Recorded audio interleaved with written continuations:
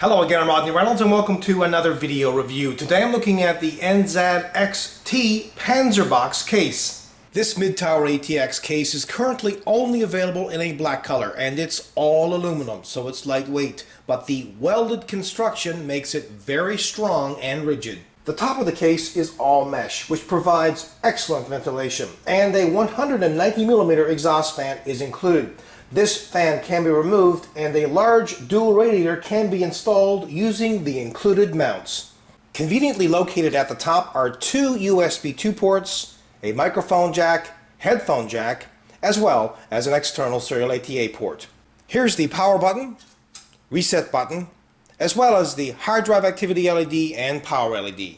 There are three 5¼ drive bays and a 190mm intake fan, but no removable dust filter is included, although the mesh will catch some dust, which should be cleaned periodically to maximize airflow. Both side panels have mesh to provide ventilation, but there's no window or fans. At the back of the case are two grommeted holes for a water cooling system's tubes to pass through. Here's where the motherboard's I/O shield plate gets installed, and they include a 120mm exhaust fan. There are 7 ventilated expansion slots, and here's where a standard ATX power supply gets installed vertically.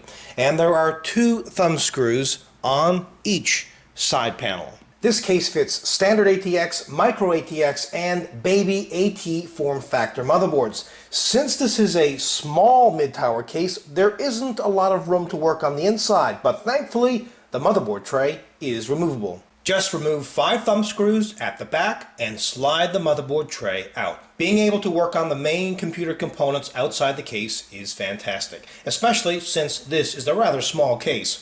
Note though that there's no access hole on the motherboard tray for the cooler's retention plate. This case doesn't have any cable management holes, which is unfortunate because they allow cables to be tucked away and hidden out of sight. There are 4 internal 3.5-inch drive bays for hard drives. 2 can be installed in this removable hard drive cage at the bottom and another 2 just below the 5¼ drive bays. Note the rubber on the hard drive bays and on the 5¼ drive bays. This is to prevent vibrations. Installing and removing drives in the 5¼ and 3.5-inch drive bays is a toolless operation using the included thumb screws. And the same goes for installing cards in the expansion slots. Also note that this case fits full-length 10.5-inch long consumer-level video cards. At the bottom are 4 rubber feet which have excellent anti-vibration properties and won't scratch the surface. Finally, have a listen to the stock cooling.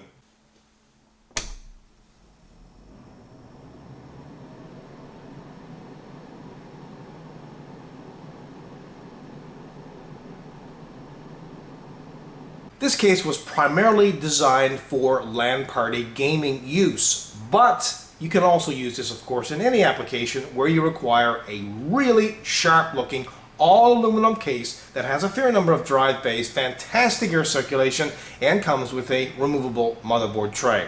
My only gripe with this case is that the motherboard tray does not have a hole on it for the cooler's retention plate.